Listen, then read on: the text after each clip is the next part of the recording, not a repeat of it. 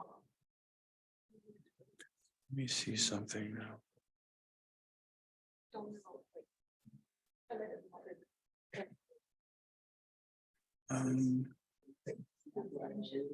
If I am correct, this should actually work, but let's see.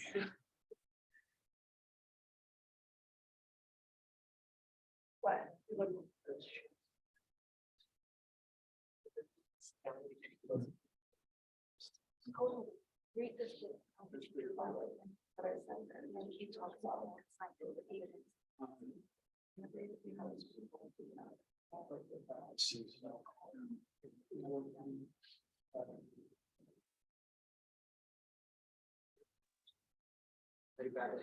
Sorry, we're going to start shortly. We are trying to fix the presentation versus the notes for the presentation. Thanks for your patience.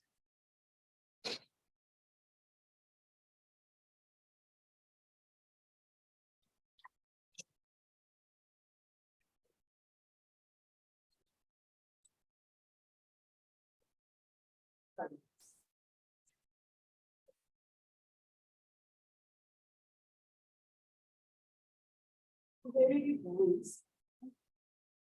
I just apologize for my fault. Sorry, I'm having quite terrible allergy. So that's the accent. It might make it a little bit difficult. So just like raise a hand, moving a wave or something. I'll be happy to repeat as needed. Or just can we just try something? Yeah, it's on the sticker here. Speaker. Can we get a There's, well, once we have this, you can use this mic, yeah. Yeah. If you want to speak on the handheld mic right now.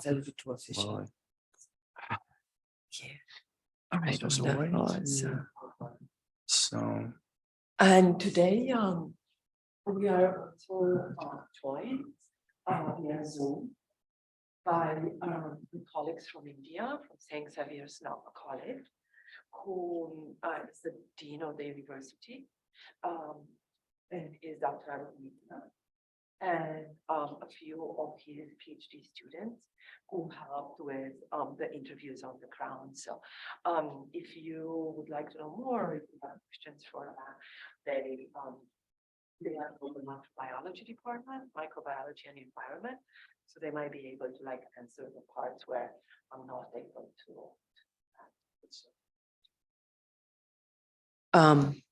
Oh, I'm so sorry. I'm so sorry. I make it all of this. I have the notes in just a Word format that I need to see. it's not in, No, well, it's not in presenter view. no, sorry. That's why I said I can operate on two. If you just can put the presentation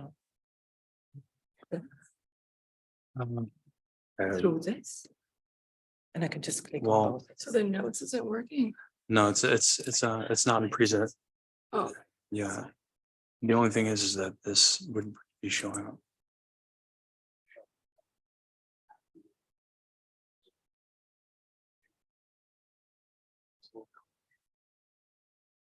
presentation should be on this, and I just click, and I just disregard this computer. No, so not on this computer. Right, but this podium won't, I can't share this to the room PC without it showing up. Yeah, sure. Yeah.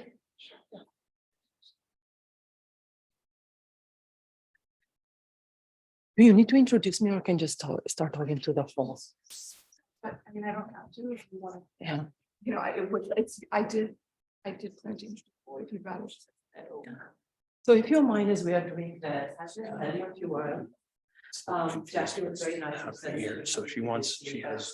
To make it some of the time. that She has got some we word are files that she wants to refer to. School, Well, she does thank actually you all take it away. for organizing this. I guess. Thank you so much. Pleasure being here. It's really nice to see some of the familiar faces, some of my students are here and my colleagues from that we've been collaborating with us here. So thank you so much for being here, and thank you to Jackie and the team for fantastic and just being there on time and really supportive through all of that. So I wanted to talk today a little bit about my work that I've been conducting for a rather newer project that I've been that I started, and it's called Colleagues Who Stays, and it looks at gender, climate change, and mobility. And it's a comparative study that takes place so far in Romania and I would like to just emphasize for the purpose of this talk that this research is preliminary. So these are just some of the findings and some of the questions, the shaping of the questions that I have conducted over the summer when I was in Romania and over the winter when I was in India. I am primarily an ethnographer. I'm an assistant professor at global liberal studies, and I have my PhD in politics. So I do political ethnography, which for politics is a little bit on the fringes of the discipline itself, which means that I tend to look at situations from the ground up, and also looking at like the theoretical modules that are accompanying policies. But the work is from ground up, and it's usually very long time. Well, which one do you think? So to give you an example, one of the folks like pictures over there, Star Story over there, if you're interested. My book that is coming out in a couple of weeks, on that 3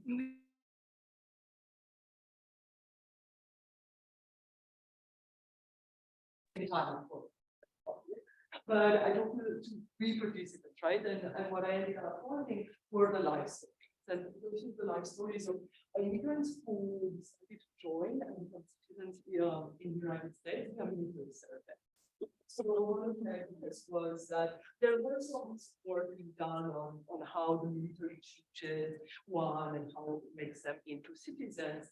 But what I wanted to track were these processes of change, like what is actually happening, how are people interacting with the institutions of the state, and how are those parts of the process impacting their lives.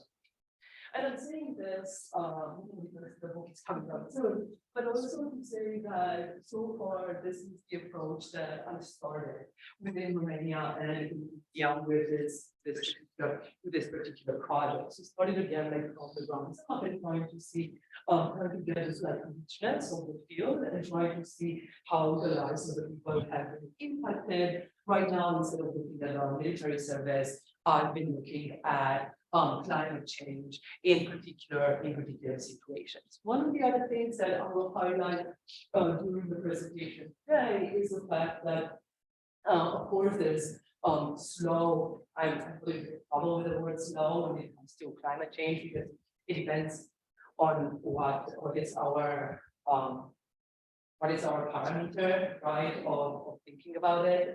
In the life of a planet, I guess it's very fast. But it's a slow climate change impact, but also reaction. So the communities that I'm going to be talking about today and the work that I'm going to be looking at today is, oh, wonderful, is looking at this particular communities, and they were both confronted by very drastic climate events, floods and cyclone. On the basis of continuous climate change development that was happening already, they also have this kind of eruptive moments in this.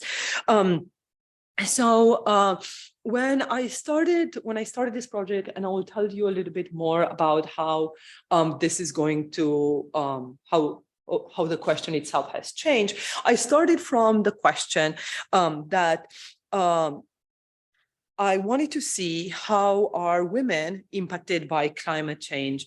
And particularly, I wanted to see like what is the process of decision-making in regards and in response to climate change, specifically about their mobility. I'm using the word mobility, and I'm happy to talk a little bit more about you during Q&A rather than the word migration, because I think that what we are seeing right now is especially with people moving in connection with environmental disasters and climate changes, are various type of movements that maybe do not enter the narrow understanding of what we call migration or like the rules of migration. So I think it's a really a good opportunity for us to intervene and talk about mobility rather generally. But overall, I wanted to see how are women impacted by climate change, and how is that connected with their process of moving or of staying, because not everybody wanted to move, or not everybody once was able to move from the communities and from the women. And I started this from what probably I would call it softly a hypothesis. And if you look at like the data that looks at women, climate change, and migration, there is this assumption that women, especially women from precarious communities or vulnerable communities, are most likely to be the ones carrying the brunt of it, and they are most likely to be more impacted by this. This is just something that, in a way, we take for granted in today's world. If you open like the UN Women documents and IUCN and so on, this is going to be like one of their first lines they say there, right? So in a way, it's already established within the discipline. But what I wanted to see is the process and track the process of how are the women in these communities impacted, and how do they make decisions or lack the agency of making those decisions when it comes to them moving or staying in particular places. So what I am hoping to do today is to talk a little bit about three aspects that I find as interconnected, and to talk about my intervention in the field. Of course, you probably already know that the field of climate change, migration, has been already developing. This is a field that from the 50s onwards keep on producing really important data, but we see it really exploding about like 10 years ago, with a lot of scholarship being conducted from very, very different sides. So then I wanted to place myself within this very field with three particular type of interventions. And one of them is at the theoretical level. Very much connected with it is the methodological level, which looks at like different types of methodologies that one can employ in looking at this intersection, but also in terms of content, adding this category of gender in looking at the axis of climate change and mobility. So that's what I'm going to be talking about today. Theoretical and methodological are going to be looking into one, and after that I'm going to tell you a little bit more about my field work so far. So while certain theories have been exposed on this particular topic of climate change and mobility or migration, to date we see that there are very few critical approaches that have been made, and few academics that acknowledge that even these critical approaches are needed. We can speak about the exceptions of this during the Q&A. So what I have found looking at the literature on this particular topic is that in general, there are some theoretical reflections on like what are our analytical tools that we are using when we are researching the field. But most of it is prescriptive and descriptive. And even the theories that have been used, sometimes they are just pulled in from the migration studies, which is not a bad thing in itself, but they are just pulled into this specific area of studies of climate change and mobility. But one thing that I saw that it's missing is a critical approach towards this, right? So what does it mean, a critical approach? So a critical theoretical or analytical approach would reveal, critique, and challenge the power structures. So instead of simply looking at the status quo as it is, it would actually use certain mechanisms, both analytical and methodological, to look at these power structures and to try to understand what is beneath the status quo as we inhabit it. And I see that this is a really important moment in the development of the studies, because while things are emerging from different sides, it also gives us the opportunity to reflect on what is going on and to formulate programs, policies, and direct funding, considering those reflective moments. So the first thing that I wanted to bring to view is this historical approach that allows us to confront the development of social, political, economic, and ideological forces and structures that produce and constrain climate mobility. This is, I think, my main intervention within the field, looking at this historical approach. So this historical approach, I think about it both in terms of like the history of the communities that you can trace maybe like through oral history within the community, also personal histories of individuals who are being affected, particularly about this, but also to track it into the larger schemes of the historical analysis or like the historical context, and to see how these are actually interconnected, this like personal history, structural history, and community history, how are they interrelated, and how are they reacted. This framework, I think it would be very much empowered by these theories of intersectionality that have been greatly used already within social science. Using intersectionality could interrogate the dynamics of powers in the field. So for example, while I'm speaking right now here about gender, the framework of intersectionality would allow us to further understand the connection between gender and race, or gender and caste, and gender and class. And this is again a critical approach towards the field, one that interrogates how those kind of intersections are playing out into the dynamics of power within the community. Using the historical approach and the intersectionality, we can further analyze and critically analyze these structures and powers that have been in place for a long time, that often go without interrogation. So, and of course, one of the important aspects of it, and I'm not thinking that this is a comprehensive list, so I'm very happy to hear your views, your critique, and also your input on this. But one of the important aspects is to look at the global politics and place the intersection of climate change and mobility with the category of gender within the larger global rights, and of course, within human rights as well. But when I'm talking about this impact of global politics, I think that it's important to draw from the scholarship that has been already developing on the environmental justice framework that talks about bringing to view the practices of extraction, accumulation through dispossessions that have been enabling certain situations to exist today.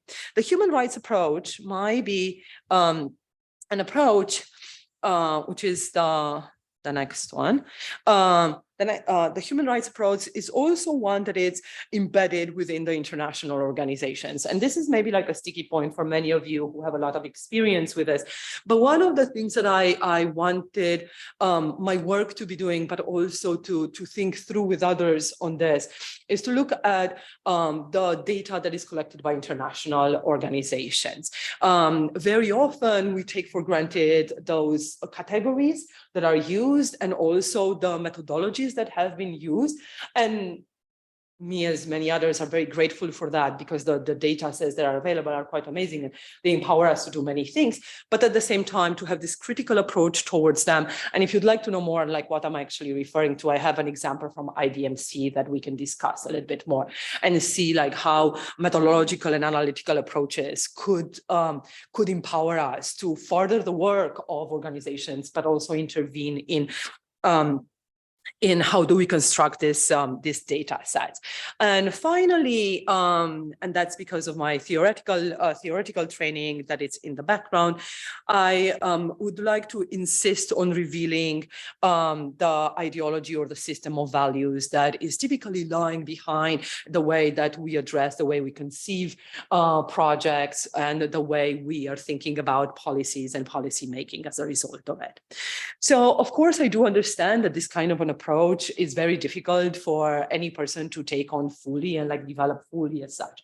So then my thought with this and for my own project, how I'm looking at this is to use this as a theoretical framework, but also as a methodological tool, right? So having this like more historical approach that looks at this like intersecting patterns would actually be something that that would be of use within this work, within this field. So, so then with all of this in mind, I started the fieldwork that I mentioned earlier and looking at like how women are impacted by climate change and mobility, specifically about what processes of decision-making are they engaged in the response and in regards to climate change. So I've been looking at two very different sites, as you can see here, right? Like there are so many differences about this. They're on two different continents, right? Like Europe and Asia. They are on different geographical areas, right? I put this photograph here so you can see like the site in Romania is actually in the middle of the mountains, so the Carpathian Mountains, and the other side is the Goramora Island that is in West Bengal, close to Bangladesh, in the Sunderban Delta. So there are very many differences with respect to that. Of course, there are different political systems that are under, or also the communities share very different developmental histories and so on. Right? So there are very many things that they are different on, including the climate change problematic, right? So you probably, a lot of the people in this room know a lot about the Sunderban Delta and about the rises of the sea water levels and the salinity of the land and submergence of land within this particular region, within Romania in the Roșia Montană, as you would hear next when I go a little bit deeper into this. One of the main concerns about climate change is pollution with heavy metals of the land, and also a very problematic pattern of deforestation, which is not necessarily visible into the policies, the programs, and even the data that is generated by both academics and politicians within the region. So then why do this, right? If there are so many differences on that, why not pick on like something that is actually similar, right? Onto that. So I'll talk right now a little bit about what I find that these places have in common, or these sites have in common. One of the things that I found that it's common to them, it's the isolation of them. It's very difficult, for example, it was very difficult for me to reach the island of Goramora for different reasons, like the rising salt water, the rising waters, right, make the boats very difficult to get there, especially during the monsoon season. And you can imagine it was hard for me that I had resources to undertake this journey. You can imagine from the people from the land themselves that lack those kind of resources. So there's a certain isolation. There's a certain isolation of the community in Romania as well, but right now the isolation is because of the mountains. So why is that important? Why is this isolation important? It's also important because if you are living on those particular sites, it's very difficult to get access to medical care, for example, but very importantly to education. Right? So what we see that these communities have in common, it's also a lower level of education because it's physically difficult to go to school. So at most people go up to like the 4th grade or 4th standard, and after they drop the drop from that. Also the areas, because of the climate change, because of pollution, and because of the destruction of the soil, are communities in high economic distress. So we can see also how they are like battling that. These are mostly farming community, farming with fishing in Goramora and farming with mining in the Roșia in Romania. And their livelihoods has been very much affected by climate change. So as a result of it, there's a certain economic distress. Also, the communities themselves are what they're considered, and I think it's a problematic term, but nevertheless, like so-called vulnerable communities or marginalized communities. So in Romania, we are looking at a community that is traditionally and ethnically Roma, and it's a compact Roma community. And in Gora Mora, it's they are of a lower class farming Hindus and Muslims. So we see that there are some categorizations that we can compare on at the level of the community. Something that I did not expect to find, but I did find once I started looking into the history of these communities, was the fact that neither of the people, the people inhabiting these two sites are indigenous to these lands. So what does it mean, right? So in Roșia Montană, Romania, and I'll tell you a little bit further in detail the story of that. The Roma community was relocated to from wherever they were to Roșia Montană during communist regime in order for the communists to have labor. For the mines. So they basically transported them from wherever they are and they placed them in Roșia Montană. Because this was done during communism, there was no title of the land to that because the communists didn't want to have people to have land proprietorship, right? So because of that, they allow them to build the houses, but never give them ownership of the land. Right? Similarly, in the island of Gora Mora, now, so this in Romania was done about 100 years ago.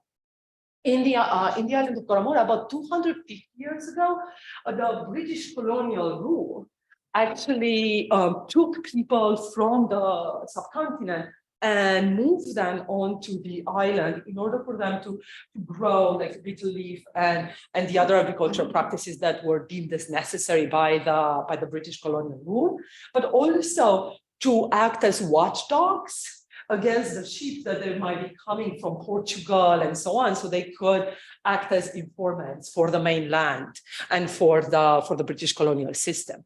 But of course, hundreds of years already passed for each community. So as a result of it, they do feel that this is their land and this is where they would like to be. But the longer trace of history tells us something a little bit different about that. So I will tell you right now in the next minutes a little bit more on Romania, and then I'll move to India. And if I'm running out of time, to keep your mind to just signal to me, and I'll short it up. Oh, the other thing that they have in common, which I thought it was a very interesting aspect, was the year of 2021. So while the areas have been confronted with an increase of flooding and of flooding and of rains, in the year 2021, we see in the island of Gora Mora being hit by Cyclone Yas, that led to a tremendous destruction of the habitats, livelihood, and the people. And exactly in the same summer of 2021, floods hit the community of the Roșia, leading to landslides and also causing a lot of destruction. So that's another aspect of the commonality of it. So the Roșia Montană. So the Roșia Montană in Romania is a commune made out of 7 small villages that is situated deep into the mountains. The Roșia Montană has a very complicated, contested history of gold and mining. Does anybody know anything about Roșia Montană? Has anybody heard of that? The reason why it is because of this extraction of gold that has been taking place in Roșia Montană for 2,000 years. So this extraction has been taking place since the Roman Empire time in Romania, and you see how this would play an important role in this. But the reason why I ask is because there were a lot of activists that made a lot of noise at the international levels, trying to stop the extraction of gold. But let me go back to this a little bit. So this is how it looks like from outside. So within this Roșia Montană, there is a very small community called the Roia. But the Roșia Montană has been developing greatly in the 1970s when there was a lot of mining in the region. The data shows that it was 400,000 tons of extractions annually from this very small region. The gold that is estimated that it's still all held within the land itself. Some estimated like 300,000 kilograms and like really large numbers. But the scholars agree that the extraction will happen of the resources right now. It will change the price of the gold globally if this gold is going to hit the market. So you can see that right now from a small community that probably you have never heard of, right? We see right now this like global impact of like global politics playing in the background. And I think it's a really important aspect of the story about this. So in 1970, the Romanian government decides to go full blast into Roșia Montană and start extracting. What they do in the 70s is they extract gold with cyanide. So they use cyanide in order to clear the gold from there. As a result of it, so this practice takes place until 2006. So even after communism stops in Romania, the practice of extracting and using cyanide in the extraction still continues, leads to the soil being heavily polluted by heavy metals. So right now in 2006, the project is abandoned, which leaves the area filled with abandoned waste dumps, tailing ponds, and an environmental legacy with high levels of metals, including zinc, iron, arsenic, lead, cadmium. There is currently discharge untreated in local streams, soil, and water. So we see that the legacy of this history is still pertinent. In 1995, so when the mines were still going on, the local authorities combined with the higher national authorities of Romania start this contract with a Canadian company that's called Gabriel. And there are some nefarious acts that take place, and I'm sure you can find them if you're interested in this. But again, like the stakes of this game financially are very high. So Gabriel obtains the right from the Romanian government to actually start mining again within Romanian territory. The Roma that I told you that were relocated during communism, right? They were relocated during communism to work in the mines. When communism ended in 1999, no one paid attention to the Roma. So when they closed the mines in 2006, no one paid attention to the Roma. 1989. Sorry, 19. Oh, I'm sorry. Yeah, 1989. it's almost 50. Yeah. Yeah, but they stayed a while. Yeah. So they're still in the region, but they were only trained to do mining. So their skills were only for mining. So the Romanian communist regime didn't preoccupy itself of training them in the best ways. And when the mines closed, you live a community that is physically isolated within the mountains, with no access to education and other type of resources, with no source of employment, right? So you leave them entirely depending on the state, with very small farms that they have with like chickens and goats, and you would see they will also play a role in a little bit. So this is happening, and Gabriel comes in and says, we want to reopen the mines. You can imagine the joy of the Roma community, right? They're highly trained, they're highly skilled in mining, they think we're going to get our jobs back. However, Gabriel, because of these nefarious acts that they kept engaging in, raise the awareness of local environmental activists, also national environmental activists, who start coming in, campaigning within Romania, where they don't get a lot of track, but they start campaigning outside of Romania as international forums, right? So they do this from 1995 to 2017. I mean, the work of the activists, of the environmental activists, was relentless. In 2017, they almost couldn't get it through. Gabriel was ready to start opening the mines and start mining again. Gabriel said they're not going to do it with cyanide, but the Romanian activists had a lot of questions about it. In 2017, they changed the game, which is a really interesting political game for those of you who are interested in like social movements. They changed the political game from environment to culture. Because I told you that the mining is taking place for 2,000 years. Because of the Roman Empire and the Roman mines, they were able to say that these mines are actually a UNESCO patrimony. So because of that, they allow the Gabriel company to come in and start mining back into the region and declare it as a UNESCO site. You probably already know that once a place is considered a UNESCO site, you cannot make any changes to that. It's considered one of the historical heritages of our world, right? It's going to backfire for the Roma yet again, right? You think like this is a great deed, UNESCO site, environment success, not for the Roma, right?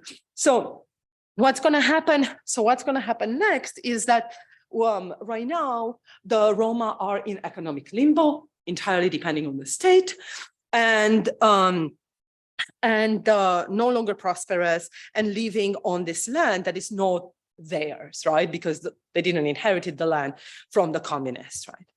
So then this is, I wanted to show you this because this is how you see it from far away as you enter, and I think it looks quite like a typical European little village, right? With like the beauty of the mountains and so on. But this is how the Roma describe it. They call it the crater of death. Here is the crater of death. Up is the hill, down is the water. We are in the crater of death. There is no other way to call it. This is a disaster. So referring to the floods of 2021, Augusta Pinter says that. So let me make sense of this Romanian written cartoon, right? And so the village is very small. It's the home of about 460 people. There are only 2 lines of houses. Between the 2 lines of houses, there is a very small railroad that it's also problematic and with heavy racist undertones because the railroad is owned by an Austrian company. And you can take those like double-decker buses when you come to New York or any other city and visit, right? So this is kind of like the local way to visit. But what they do, they take, really horrible. They take the tourists mostly from Austria in this little train that goes between the village to show them the Roma. So people from this train are taking pictures of the Roma as they are going through this, right? So there's like very racist, very problematic way of engaging with the community. But it's important for environmental purposes because what it means is that this Austrian company owns the railroad that goes right between them. It's very small, you're going to see in a few pictures. It owns the railroad between the houses. Here is the river, and here is a very, very steep hill. Right? And on top of this, they were supposed to be trees. According to the Romanian government, they are still trees. According to the locals, actually the deforestation was massive. Right? So you can see that when the floods hit in 2021, because the trees were no longer there to absorb the quantity of water through the porous state of the soil, the hill basically came on top of the people at the same time as the river came from its vein and did this. The vice mayor told me during the interviews, he's a really big guy, that he literally and physically had to take people on his back and save them from the waters and from the hill, right? So this is how highly dangerous, and that's why they call it the crater of death, right? There is no way out. And you might say, well, yeah, but there was a nice picture of this, right? But when the river came, they couldn't cross the river anymore. And also, this is in such poor state, talking about infrastructure, all right, in such a poor state that no ambulances or fire trucks or police can actually go into the village itself. So they are entirely isolated as a result of it. So 260 people needed immediate evacuation because of the floods. This is a year after, but you can see that when the hill comes, it doesn't only come with like soft mud, it actually comes with boulders, with trees and so on. So affecting the houses. Also, you can see how houses are not on very stable on a very stable ground. This is Augusta Pinter, the one that declared this as the crater of death. In this photograph, you can also see how close the hill is to the houses of the people. And as a result of it, every kind of movement of land would jeopardize the life of the people within the village. This is another view of the village, and you can see right now how this railroad plays a role, like how this is where the train is, right? So what happens is when the first flood hit, they made an appeal to the Romanian government saying that they want, I don't know the official name, probably some of you know this, like small pebbles, that when it rains, it stops from like the earth to slide, right? So they were actually like the vice mayor was able to get, and again, it's really big, like carried them himself, because no car can enter the community, into the village, and put little pebbles here to absorb the water and to protect the houses that were on both sides, and of course the life of the people. But guess what? The Austrian company, and the Roma were so happy that the vice mayor did that they put photos on social media. Less than 24 hours, the Austrian company went after the vice mayor and said, this is not your property. You are not allowed to put this, because that means that our little train cannot go in there. So they said, you have 24 hours to pick up all the pebbles. And they did it. They had to pick up pebble by pebble out of it, because otherwise they would have been sued by the Austrian company that it's considered to be the one that has like legal rights over this, right? So again, like what I spoke about earlier in like looking at environmental disaster and climate change, that we really need to combine this with like the history of the policy and different level of injustices that are taking place to fully understand the situation, on the ground.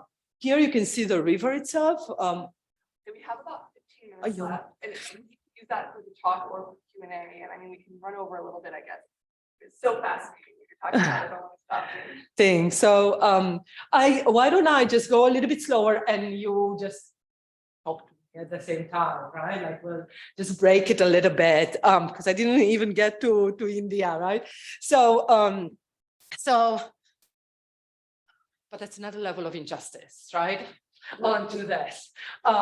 260 people needed immediate evacuation on the back of another human being, right? Forgot to tell you, Romania is a part of European Union. Imagine this is happening, right? Like on the back of another person, somebody gets them out, right? The Romanian government is made aware of that. Make the Roșia a restricted place with immediate intervention, right? So they say it's restricted, you cannot go back. It takes these 260 people, it places them in a school that it's nearby. Also give them these containers, right? And these containers are right on the other side of the river, right? So it places them in containers. In terms of like my work there with gender, right? Who lives in states? I asked, who moved into these containers that were offered by the government, right? And who stayed back home? Well, the 260 people, they all were moved. But the women, especially women of middle age or older, told me when they were in the housing of the school, they said, you couldn't spend the night here. They said, why not? What's happening? And they said, we have chickens, we have goats, we have pigs. Who's going to take care of them? Right? So they were the ones who basically crossed the line of interdiction and went back there. Because in their worldview, they didn't see themselves as individuals in each state, but individuals into the larger community. And for them, that included the small farms that they had for themselves, right? So that was one of the reasons. Second one of the reasons, they were telling me that women were in charge of the care for the elder people in the community. And many people of the community were immobilized or were in bed, so they couldn't be moved even by the Romanian government intervention. So as a result of it, they felt that they needed to be back in order to take care of that. So when I asked them, weren't you like afraid? Like the storms were still coming, right? And they said, we didn't have a choice, right? We wanted to, like, we had to go back. And when I asked them, are you willing to move now? And they said, we still cannot, right? We still have those things to take care of, and the programs that are designed by the state will never include the chickens, right? And the grandmother and the extended families and so on, right? So this was one of the things that came out of that. Younger women and younger families were eager to move into these containers, right? Were eager to move there, so they made a move as families, and sometimes men by themselves moved there. Why do they prefer moving there? Well, these containers were highly prepared with electricity, which people of the Roya do not have, with running water, they had some water and toilets, right? Within that, which the community of the Roya does not have, and with gas, which community of the Roya doesn't have, right? So when the people moved here, 26 containers, they didn't have any, they had the luxury of this basic needs, but at the same time, they also had no expenses for this because these were provided by the state, right? So this is a year after, right? Romanian government is pushing the people to give the containers back. This is the height of COVID in Romania. So they needed these containers for isolation and so on. So there's a lot of like political back and forward about the containers. But one would think this is great. At least they got the containers. It seems like this is temporary, but something is taken care of. Yes and no, right? Again, another level of injustice, because if you remember, I told you earlier that this is a land that is highly polluted because of the use of cyanide, right? Well, guess where the containers were moved? On the abandoned factory line, right? Like right there. And maybe just being there for a very short period of time, it's not so dramatic, but they've been there for more than a year with young children, right? Because these were like young families, right? And this is like heavily polluted. So this abandoned factory is where the children play, right? From the neighborhood. This is what's happening at the local level. This is what's happening at the national level. The containers were offered by the national government. So then what is the solution, right? So let's focus on the community leaders. What are you going to do? You have women who cannot move because of care. You have young people who are willing to move. And they said, we are looking at options. The problem is the Roma of the Roya do not have titles of the land. So it's not like we can offer them land somewhere else in that. According to our books, they don't own anything. So we don't own them at the state anything, right? And then they said, we basically have to intervene and talk about this with like at the mercy of the other administrations that is willing to give them something, right? So then you think, oh, so the mayor and the vice mayor were thinking about strategies where to move, right? To offer them something that is more comprehensive and long-lasting. The area is still considered restricted, but the people are there, right? Right now. But the issue is that this is the investment project. So within this like 7 villages, you cannot make any changes and build new houses to accommodate the people who are supposed to move because of this disasters, right? So you basically have to move them farther away where there is no UNESCO site. And where there's no UNESCO site, of course, people don't want to move that far away. They want to stay where they are.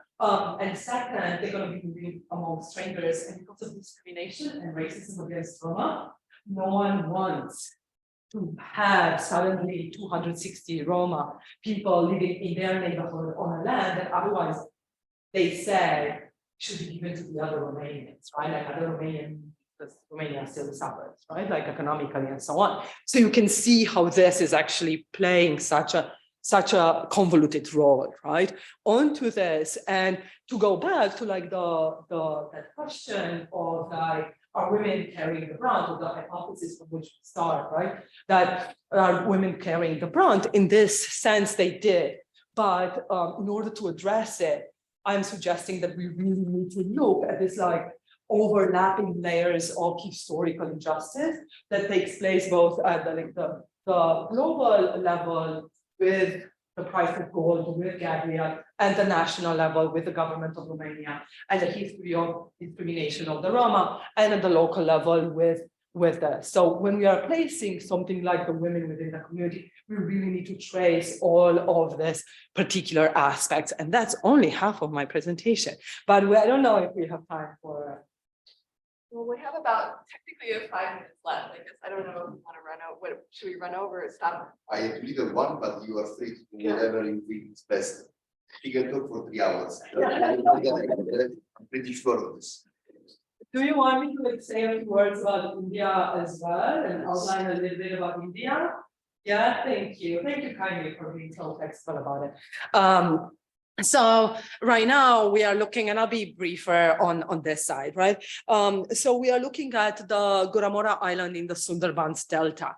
For those of you that maybe are not that familiar with the geography, or maybe some of you really are, so Sundarbans are an active delta.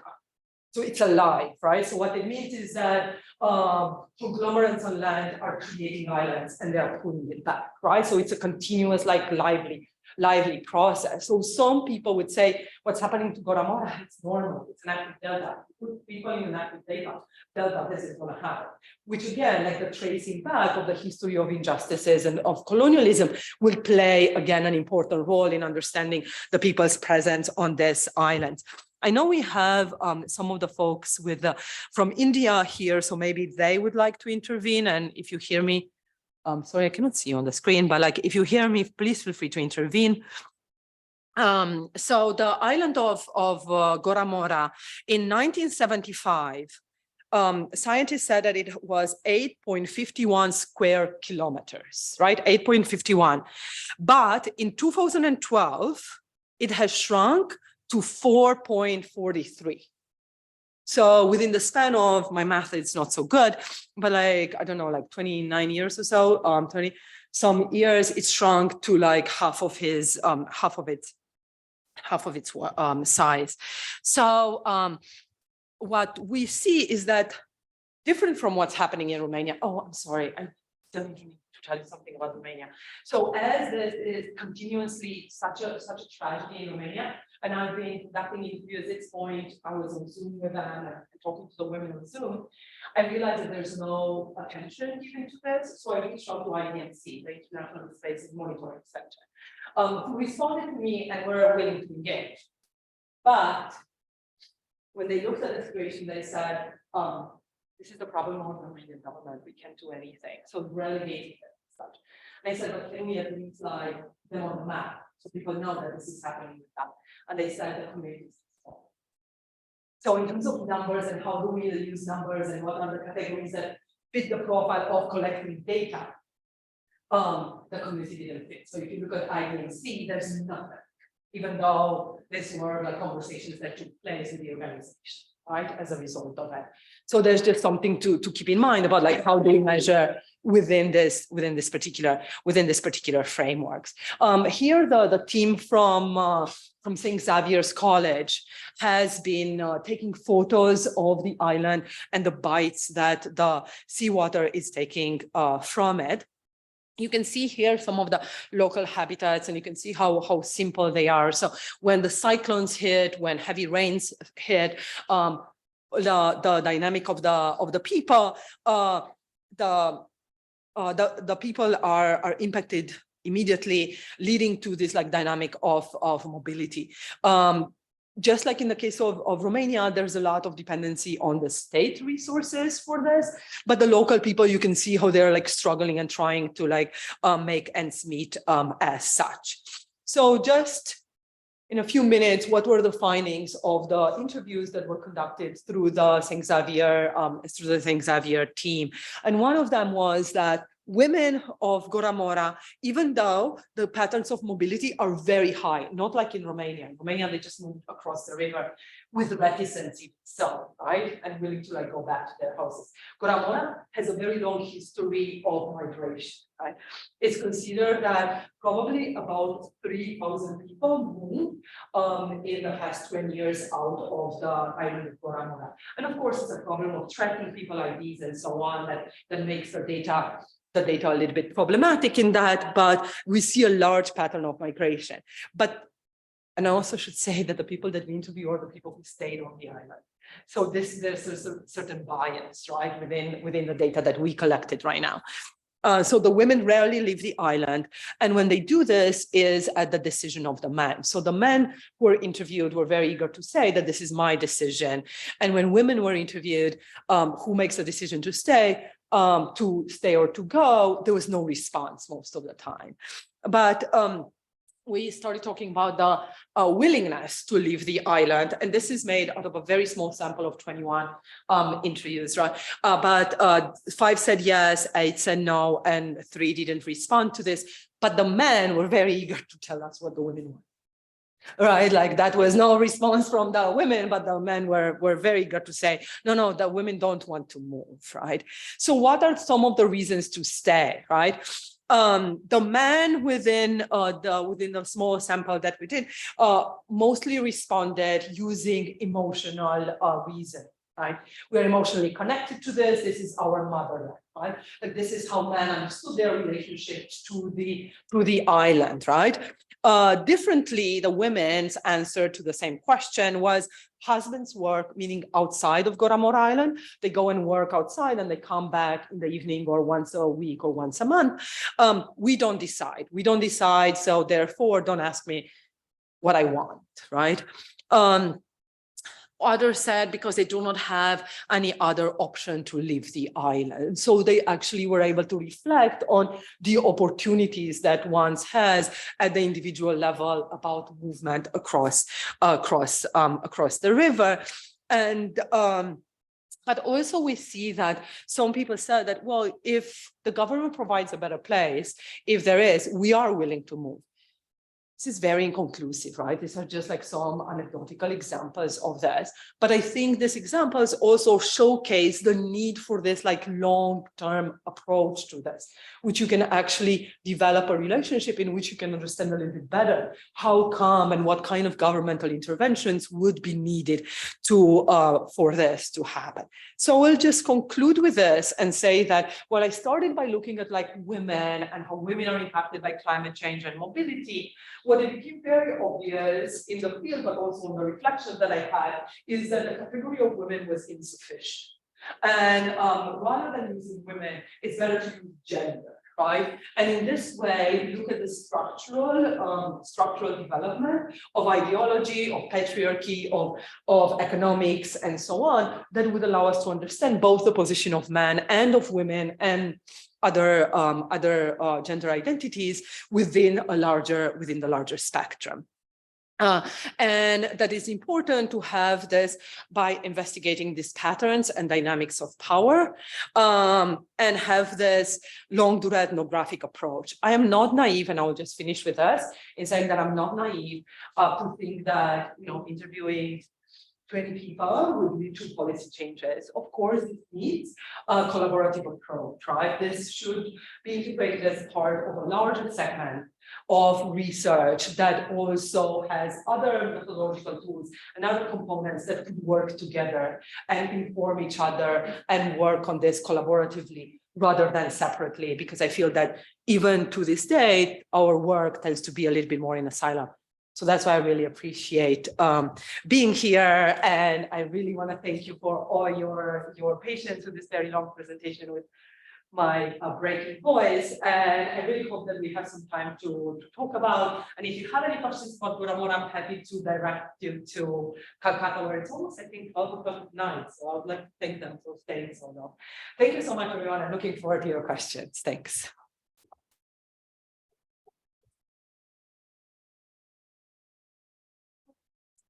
You're welcome to take the microphone.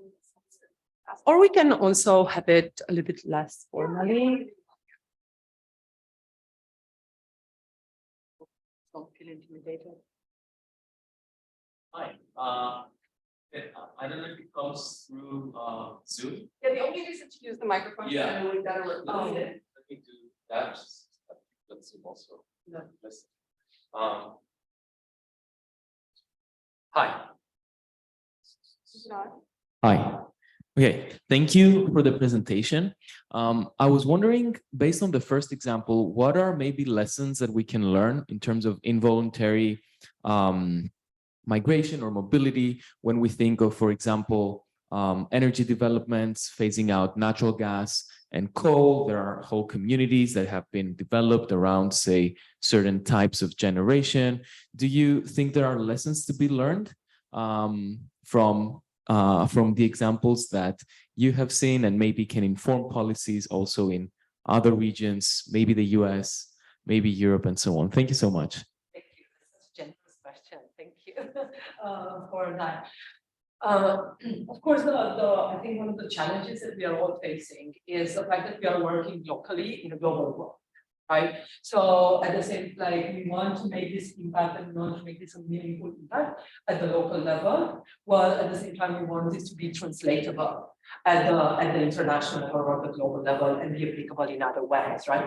This is why I insisted in the beginning on having this like theoretical, analytical / methodological approach, that if we use as the basis of it, as the basis of the research and in the background of it, would allow for these translations into the other local sites. The Roma community is an ethnical global community, meaning that the Roma people are present, I think, on all continents. And we can see that, but this is a very specific community that deals with a particular history of nomadism and discrimination that I think is very hard to be placed exactly on the same terms like another community of Hungarians, for example, even though there are so many things from the region. That's why I think that the richness of the context and being just mindful of that and having those kind of tools in our pocket, right? That when we are encountering this, we are able to like pull those tools and adjust our findings is very important. But after that, of course, I mean, like my whole work is about creating these like patterns of solidarity. So this idea is that we do need to create things that are translatable, that could empower people in other parts of the world and work in solidarity with others, rather than just do them in assignment, get books published, I guess. Yeah, thank you. Yeah. Thank you very much. In the communities that you look at, how far is important, say, the age structure, or in other words, how many children do you have, and how far? I didn't understand very well why the gender issue was so important here. We certainly know that in other type of communities, the gender issue is very much associated with the protection of children. So have you found any relation in terms of the age structure and essentially of the pyramid of ages in these populations, and how far the education of children is an issue related with gender? Yes, thank you. Thanks for this, Sarah. So this is just very preliminary, so I'm going to tell you this very limited in terms of finding. So I did find that women who had the care of others, the elderly, also children, had a hard time moving away from this because there were other logistical measures that needed to be taken into consideration as a result of that. In terms of age, I think it's a really important question because the people who typically come to discuss with a researcher are of a certain age group. And a lot of the data that we collect tend to bias towards certain age groups.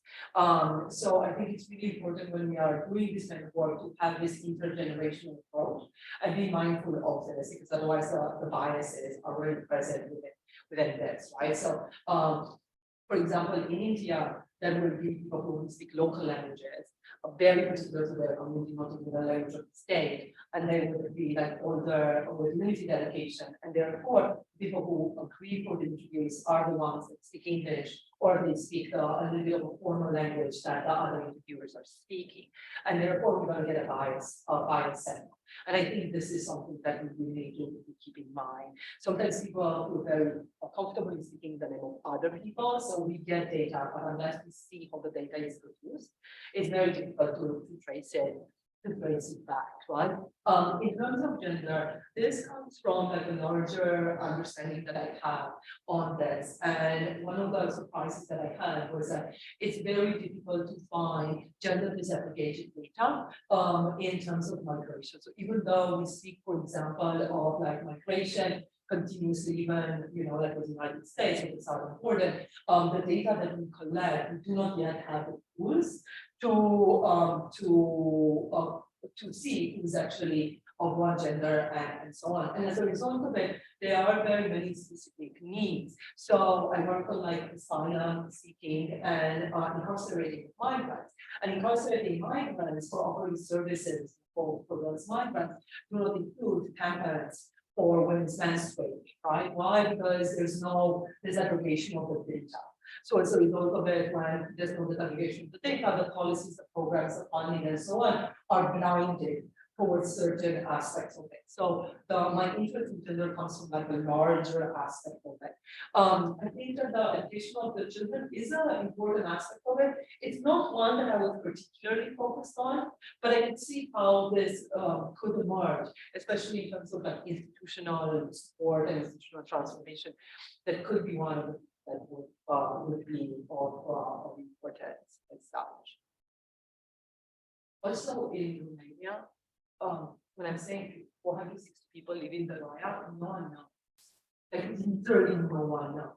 There's no official data on this. They are not accounted for. So as a result of it, the local government cannot make decisions to larger governments to support with programs or programs for children. They don't know who needs them are children, kids who need school. How many of them are women? There's who need like different kinds of like medical care. There's no data on anybody in that region. So I think that the first thing one needs to do is to count. As simple as it sounds.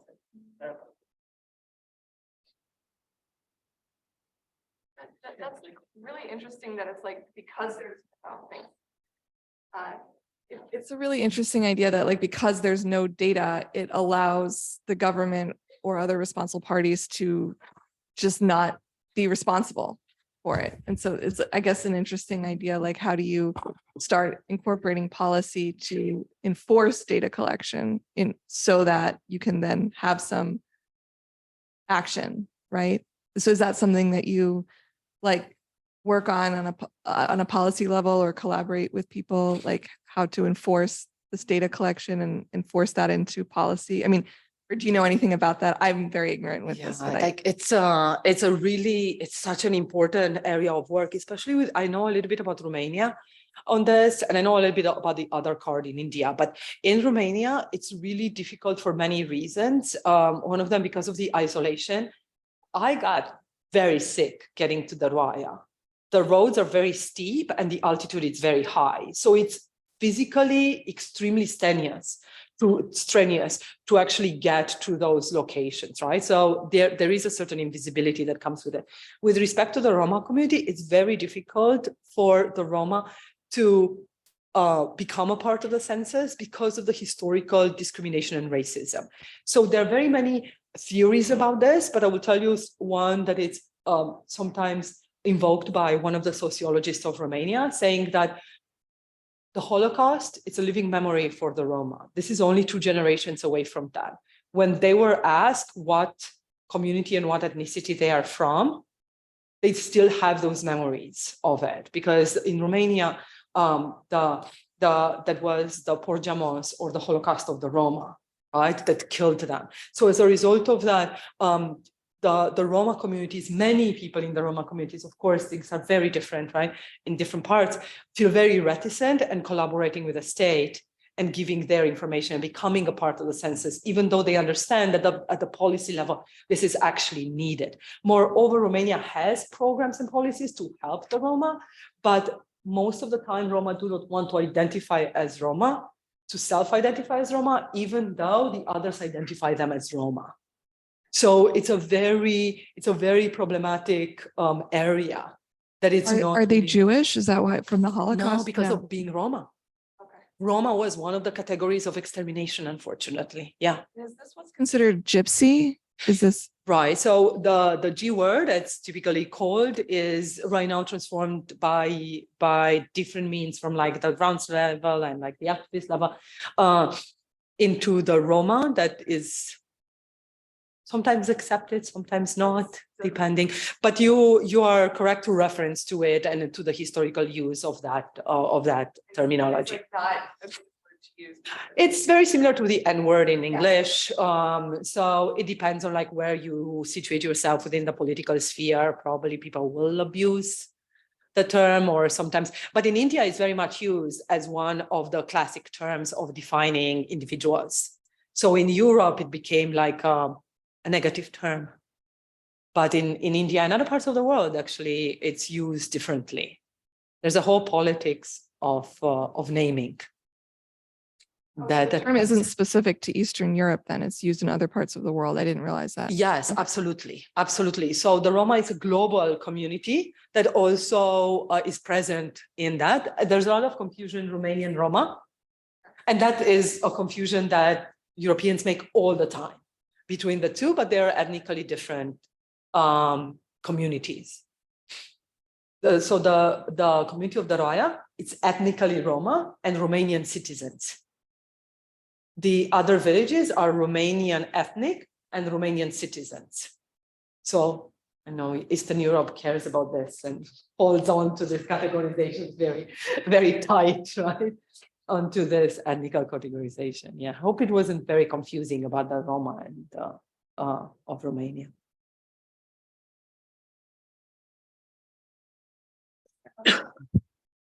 So for the when you discussed the railroad, the Austrian company owned railroad earlier in the first part, is that specifically for tourism purposes, or is it like related as well to Austrian companies who are like involved in deforestation in the area?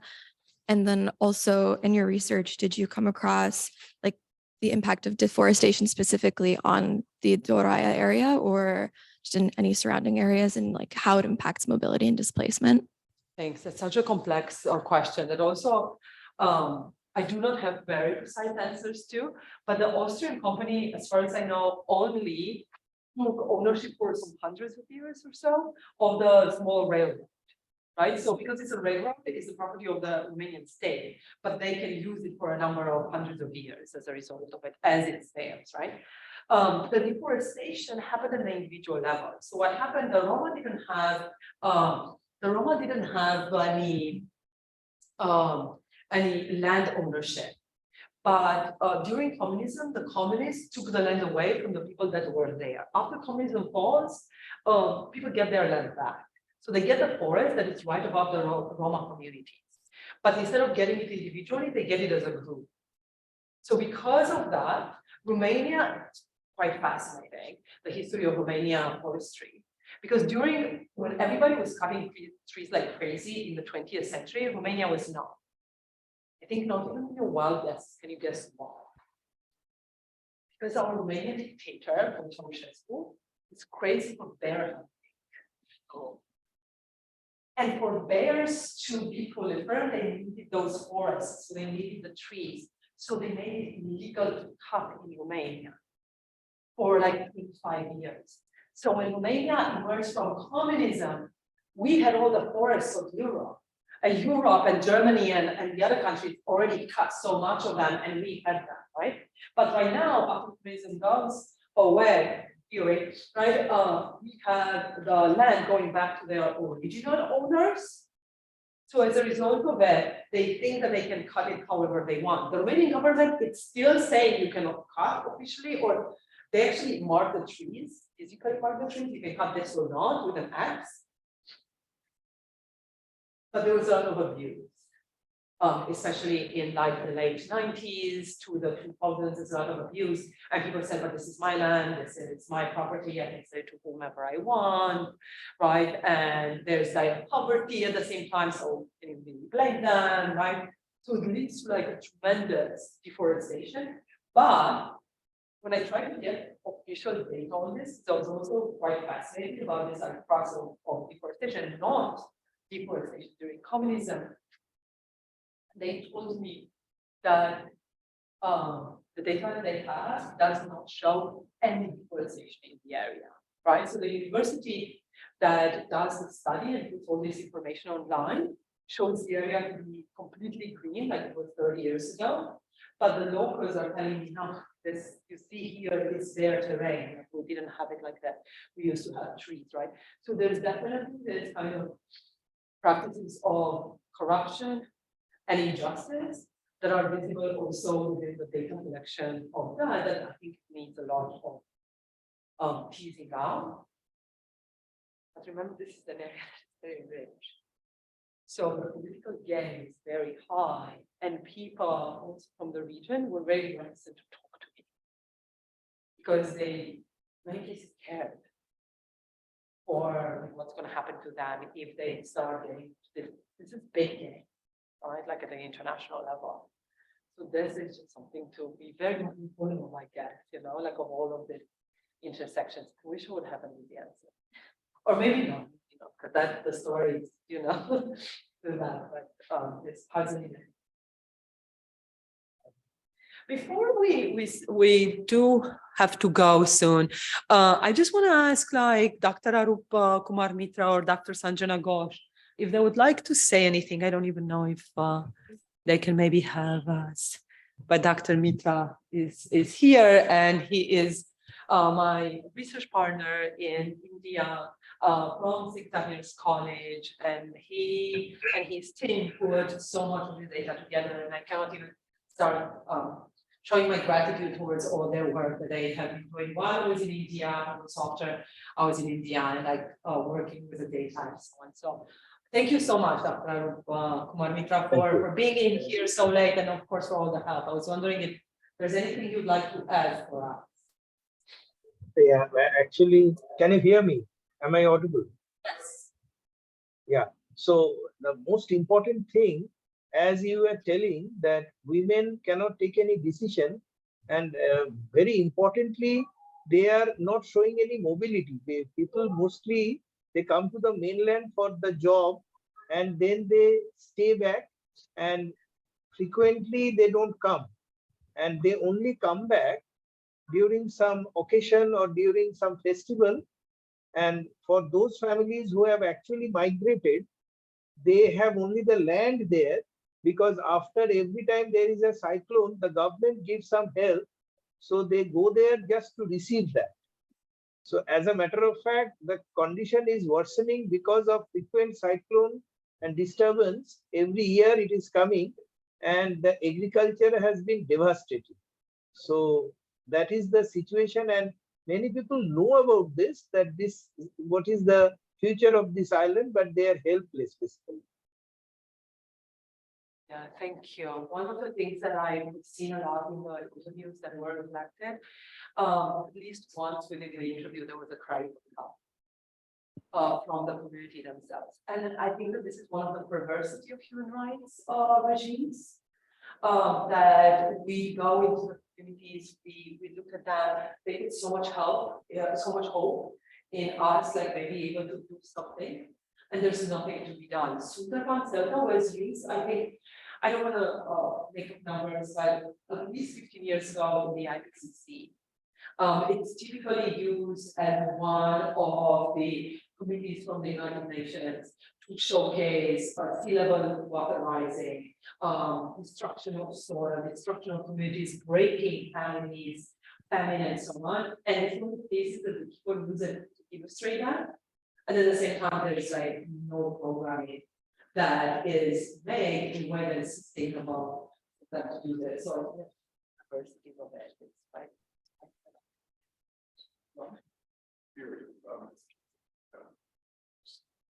I'm just curious, how does the modern technology is actually going to help the situation?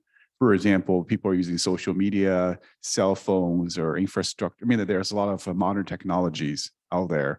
How they contribute to this problem, or they're part of the problem in a way? What's your opinion? That's a really great point. Dr. Mitra, would you like to take that? I can.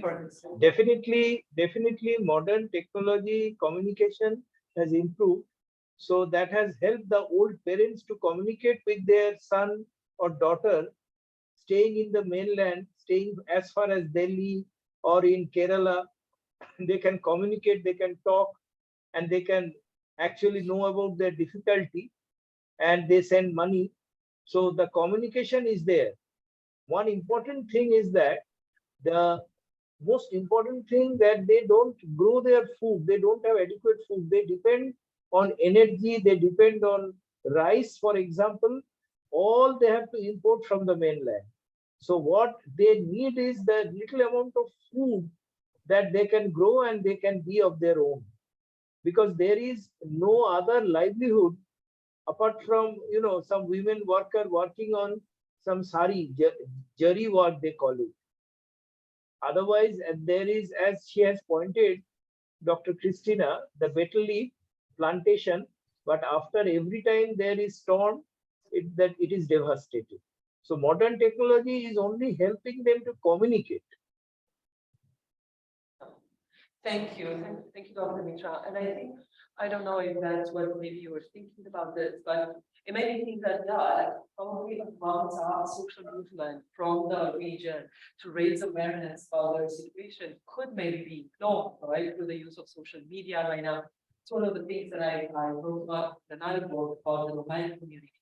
But they were able to use social media to get international awareness for the local government to do something.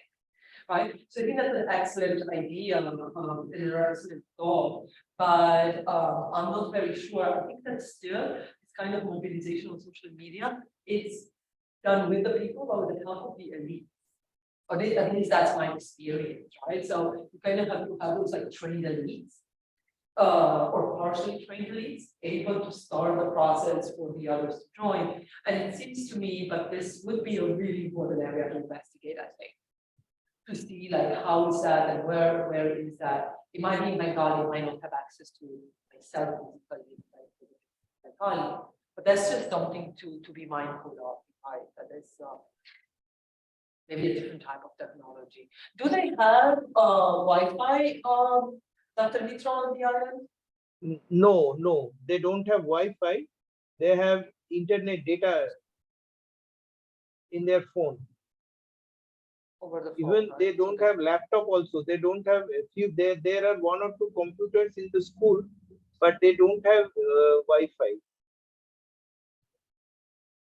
But interestingly enough, in Guatemala they have solar panel energy, right? This is what is their main source of energy on the island. Yeah, that is the only source of energy.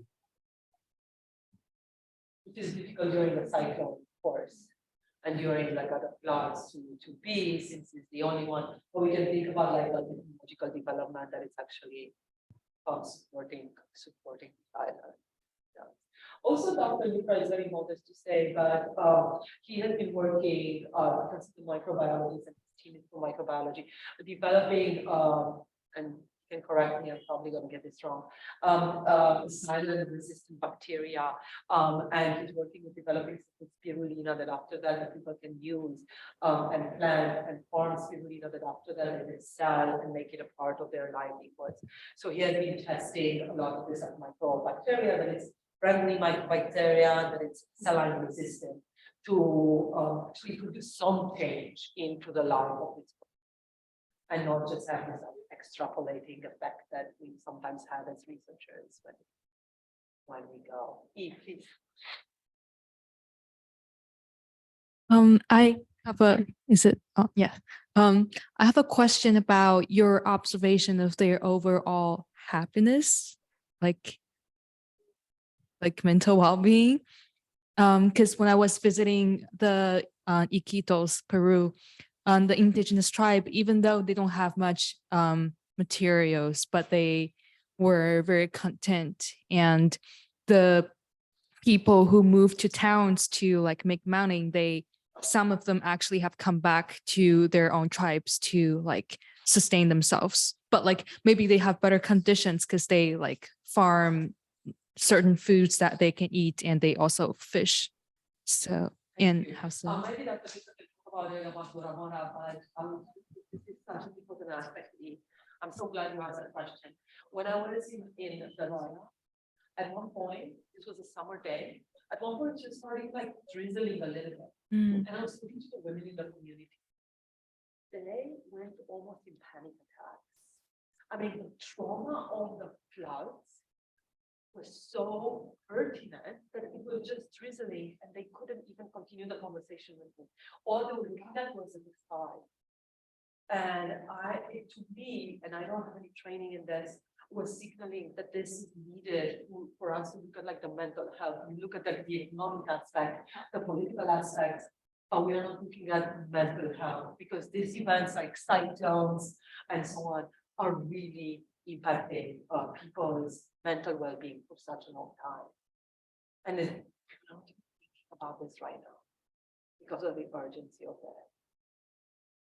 So I want to take you to the next event now. I think we have to stop, but it was so amazing. This talk was just so enlightening. It was really. Thank you so like- much, Jackie. And thank you all of you who stayed here. And thank you to the great IT person who worked with my limits and my IT disabilities in that. So thank you so much for all. And thank you, Dr. Mitra, Sanjana, Bidisha, Debata, and Debapriya who are there, and Beda Prana. It's lovely seeing you that you stayed so late. Thank you so much. And I hope to see you soon. Thank you for all your work and all your help in this. Thank you. Take care. Thank you. Thank you. Thank you so Thank you so much, ma'am. Thank you so much, ma'am. Thank you.